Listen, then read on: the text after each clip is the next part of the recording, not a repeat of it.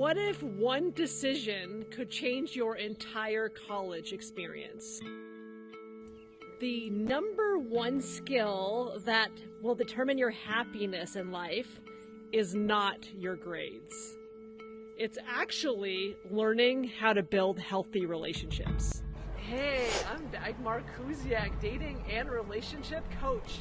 I help students just like you build healthy relationships.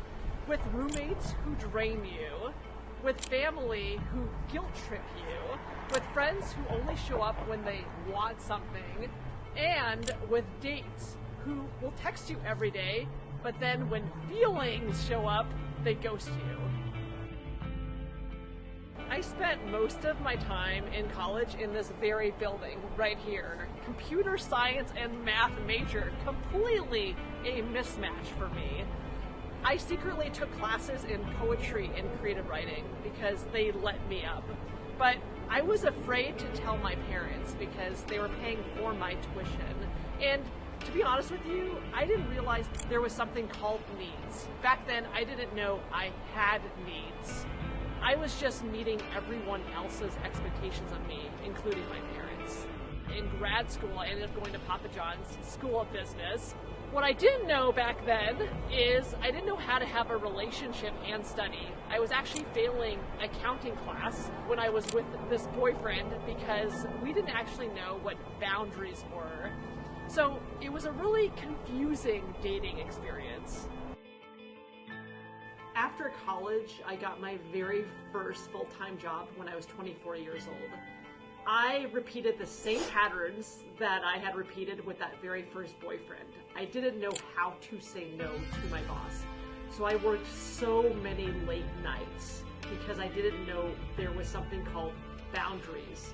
This was a very painful time in my life, but it was one of the greatest teachers. Over time, this painful lesson taught me what self-respect is. Self-respect is just a fancy word for saying that you know how to speak up. You know how to say no. And the right people are going to respect you for speaking up. This lesson taught me who I am and what my needs are.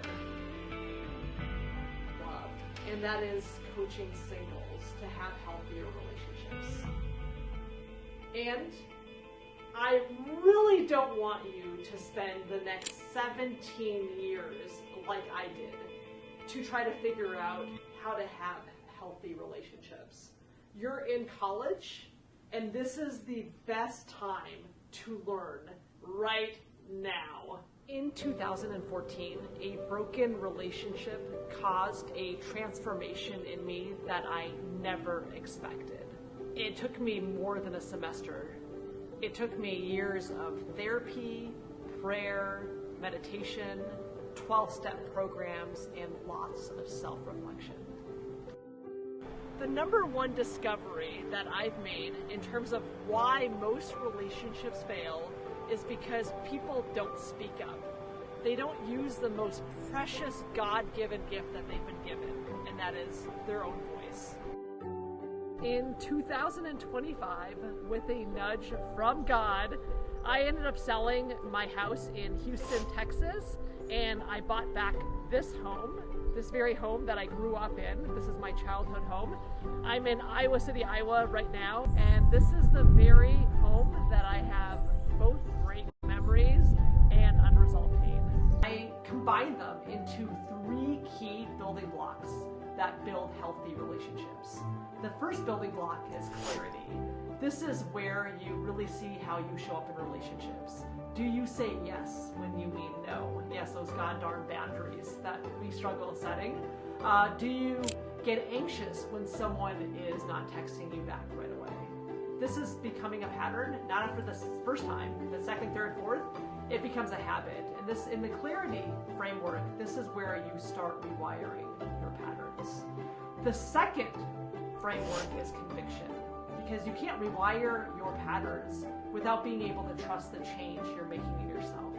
This is really where you put all your trust in God and continue walking through the steps so that you can rewire these dog-collar patterns, because the rewiring cannot happen without conviction. last step is commitment. This is when you make a change, even when it's hard. So this is where you stick to it, even when you don't want to stick to it because it's painful. But it's super important to have that commitment because otherwise you cannot transform yourself. You just can't. When I work with students, I'm not just teaching you how to have better conversations. I'm helping you build a foundation, which is home, by healing your relationships within yourself first. We get to identify our own pain. We get to figure out what actually needs fixing within ourselves. Because when you get clear on who you are and start believing in something greater than yourself, this is how change turns into transformation. This is how I'm buying back my block. This is how we build something